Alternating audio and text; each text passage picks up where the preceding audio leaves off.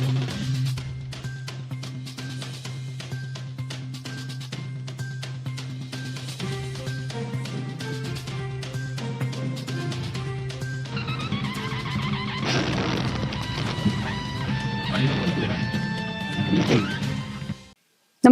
आपण पाहता हिरकणी न्यूज.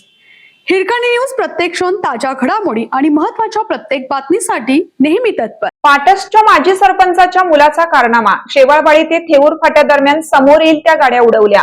लोणी काळभोर वाहतूक पोलिसांच्या शिताफीने चालक जेरबंद.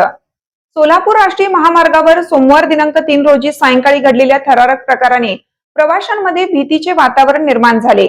पाटस तालुका दौंड येथील माजी सरपंचाच्या मुलाने भरधाव वेगाने फॉर्च्युनर वाहन चालवत शेवाळवाडी ते थेऊर फाटा या दरम्यान समोर येईल त्या वाहनांना धडक देत अक्षरशः धुमाकूळ घातला. या बेफाम वाहन चालकाने 10 ते 15हून अधिक वाहनांना धडक दिल्याची माहिती समोर आली असून लोणी काळभोर वाहतूक शाखेच्या पोलिसांनी प्रसंगावधान राखत थेऊर फाटा येथे वाहतूक कोंडी करून त्याला शिताफीने पकडलं. या प्रकरणात राजवर्धन युगंधर शितोळे राहणार पाटस तालुका दौंड जिल्हा पुणे याला ताब्यात घेण्यात आला आहे.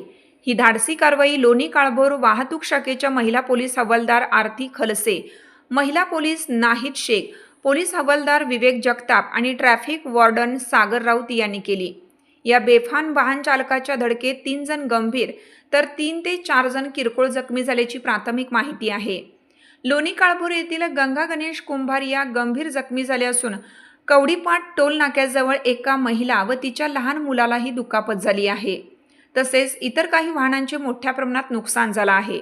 सुदैवाने या घटनेत कोणतीही जीवितहानी झाली नाही. मिळालेल्या माहितीनुसार शेवाळवाडी परिसरात फॉर्च्युनर गाडी नंबर MS14 GA 6565 वाहनाने एका पोलिसाच्या वाहनालाही धडक दिली. त्यानंतर ते वाहन पुण्याकडून सोलापूरच्या दिशेने भरधाव निघाल्याची माहिती महिला पोलीस हवालदार आरती खलसे व महिला पोलीस नाहिद शेख यांना मिळाली. परिस्थितीचे गांभीर्य ओळखून त्यांनी तातडीने पोलीस हवालदार विवेक जगताप व ट्रॅफिक वॉर्डन सागर राऊत यांच्या मदतीने थेऊर फाटा येथे वाहतूक नियंत्रित करत वाहनाला अडवण्याची योजना आखली.